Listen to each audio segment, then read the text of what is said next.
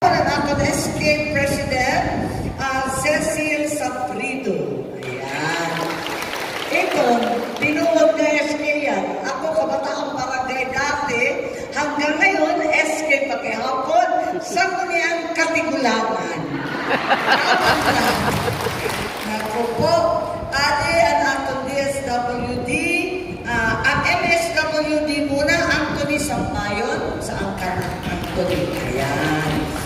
And atong Chief of Police, Ambrosio de Mahin, and of course, DSWD Representative Annabel Espejo. Correct ako ba? Ano ka mo? Sip-sip pa mo, kaya ang pera galing sa DSWD. So, pag sinabi ko DSWD, ulitin natin, kusog pakpak ha? Okay, DSWD Representative Annabel Espejo. Kanina kay Basin Dubleo ng hatak. Ayun talaga. Pero happy man ako sa wakas. Nakapunta ako dito. Pero bago ang lahat, thank you muna ako. Daghang salamat sa Ilocos. Kahit hindi makapunta dito, nadaogan akong pamilya. Super suki ako ng Marcos family.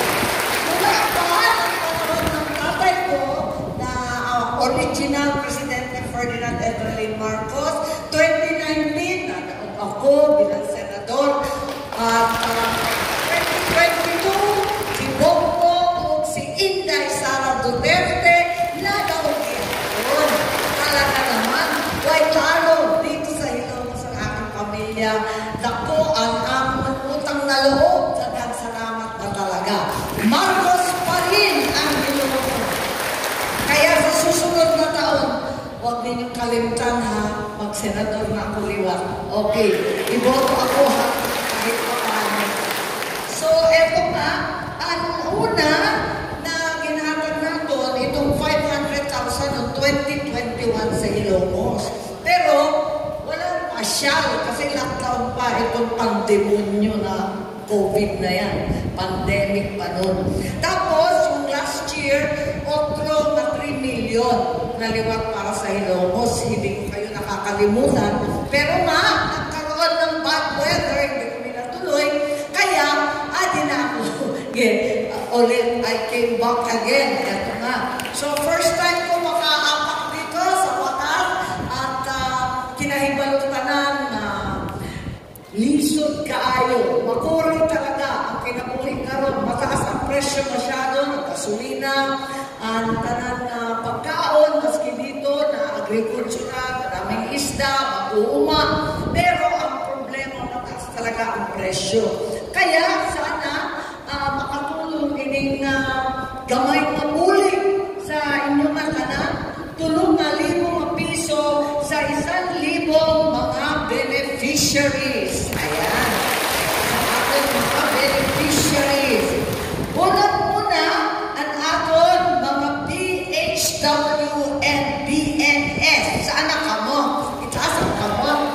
Ayan. Ang aton mga BNS and BHW. Musimba kada Domingo, pero chismosa gikan sa Lunes hangtod sa Sabado.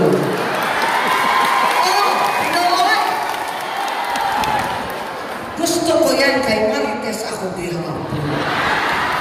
Walang sikreto sa BHW. Dire-diretso sa kwarto hanggang sa kusina. Nasabot, di ba? Lahat ng chismis. Gusto ko yan.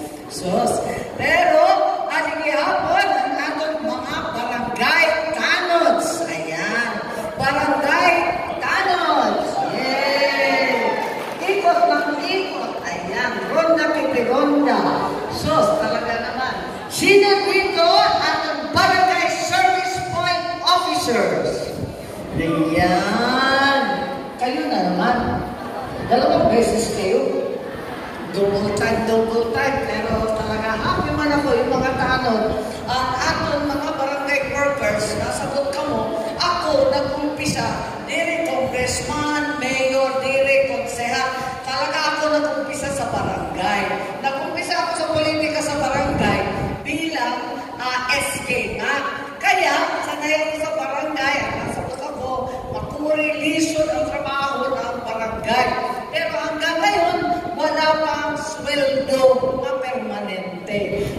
depende sa NTA at wala pang insurance. Di ba yung mga barangay health workers at ang ating tanod, ikot ng ikot na aksidente, nagkasakit.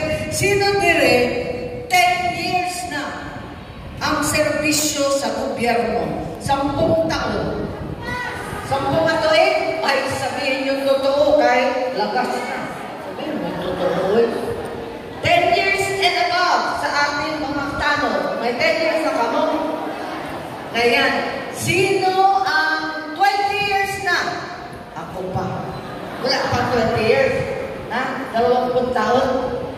Mayroon.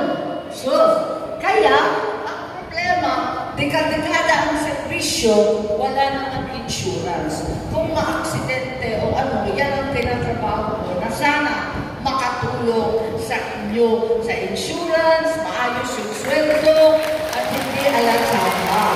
Diba? Kasi importante talaga yun. Eto nga. At eto, at mamimigay tayo. Kaya lang, may nagsabi sa akin, sabihin ko daw ito, kay gutom na daw siya. Higugma akong lamig pa sa kinilaw, kay higugma unti kag ikaw ray makatilaw. Yung talaga, makamutok na tayo, oy. Ingon akong utok, move on. Ingon akong kasing-kasing, hold on. Pero ingon akong tiyan, kaon. Kay, lapas mo ka, kung kumaan unahon. Correct? Correct. Kaya, eto, tayo, salamat talaga naman sa inyo, sa makausap pataghan. Kaayong salamat sa inyong mainitong na pagdawat hapon. Din is ang nagsod ng Hilomos. Din na ako Indian, kaya bisita na ako sa wakas. At ginbayanan ko na akong multa, 3 million more for Hilomos. Kaya salamat, kung maayong ko kanatong tanan, si Mayor na ang bahala sa pagkaon. Thank you.